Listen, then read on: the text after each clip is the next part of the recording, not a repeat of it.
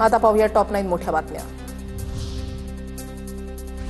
कमलाकर जामसंडेकर हत्या प्रकरणामध्ये अरुण गवळीला जामीन। 18 वर्षांनंतर सुप्रीम कोर्टाकडून अरुण गवळीला जामीन मंजूर।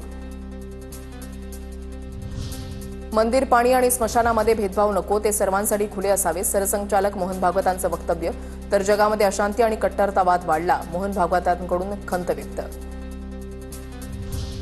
तिरुपती साईनगर शिर्डी एक्सप्रेसमध्ये प्रवाशांना शस्त्राचा धाक दाखवत दागिने आणि मोबाईलची लूट, मात्र पोलिसात अद्याप गुन्हा दाखल नाही, नागरिकांमध्ये भीती।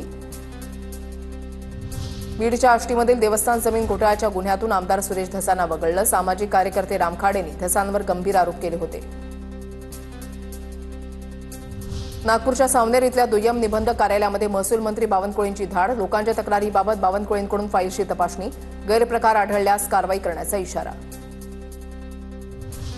कोल्हापूर किनी टोल नाक्यावर शिवसेना ठाकरे गटाचं आंदोलन। खड्डे असलेल्या महामार्गावर टोल वसुली करू नये या सुप्रीम कोर्टाच्या निर्णयाची अंमलबजावणीच्या मागणीसाठी ठाकरे गटाचं आंदोलन। नाशिकच्या शिंगवे बहुला गावातील घरावर पॅराशूट कोसळलं। नाशिकच्या देवळाली आर्टिलरी सेंटरचा जवान सराव करत होता। अपघातामध्ये जखमी झालेल्या पायलटवर लष्कराच्या रुग्णालयामध्ये उपचार। इंडिया आघाडीचे उपराष्ट्रपती पदाचे उमेदवार सुदर्शन रेड्डी यांचा उद्या मुंबई दौरा। उद्धव ठाकरे, शरद पवार आणि राज्यातील काँग्रेस नेत्यांची घेणार भेट। उद्धव ठाकरेंची सदिच्छा भेट घेऊन निवडणुकीमध्ये पाठिंबा दिल्याबद्दल आभार मानणार।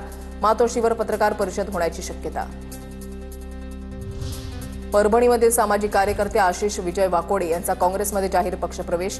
हर्षवर्धन सपकाळ आणि चंद्रकांत हंडोरेंच्या उपस्थितीमध्ये प्रवेश। सोमनाथ सूर्यवंशी मृत्यू प्रकरणात परभणी ते मुंबई असा लॉंग मार्च काढलेले दिवंगत आंबेडकरी नेते विजय वाकोडे यांचे ते पुत्र।